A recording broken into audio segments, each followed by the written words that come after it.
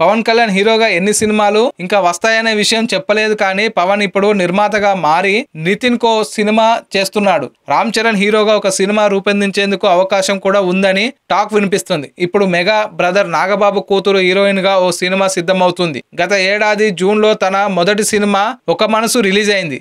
అది డిసప్పాయింట్ చేసిన తర్వాత ఏడాది పాటు గ్యాప్ తీసుకున్న నిహారిక ఇప్పుడు కొత్త సినిమాను స్టార్ట్ చేసింది. ఒకసారి హీరోయిన్ గా మారాక అందులో మెగా డాటరుకు రెండో సినిమా రావడం పెద్ద విషయమేమి కాదు, కానీ ఈ మూవీ నిర్మాతల్లో ఒకరు మారిశెట్టి రాఘవయ్య కావడమే అసలు టాపిక్.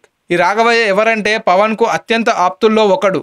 ఇప్పుడు కాదు, చిరంజీవి ప్రజారాజ్యం ప్రారంభించినప్పుడు యువరాజ్యం అధ్యక్షుడిగా పవన్ కళ్యాణ్ ఉన్న అప్పటి నుంచి పవన్ కు సన్నిహితంగా మెలిగే వ్యక్తి. ఇప్పుడు ఆయన జనసేన ట్రెజర్ గా వ్యవహరిస్తున్నాడు. జనసేన పార్టీ కోశాధికారి నిహారిక హీరోయిన్ గా సినిమా చేయడం ఆసక్తి కలిగిస్తుంది. కూతురు హీరోయిన్ గా నటిస్తున్న బాబాయ్ పవన్ కళ్యాణ్ కు సన్నిహితులు సినిమా నిర్మించడం కొత్త కాన్సెప్ట్ అనే చెప్పాలి.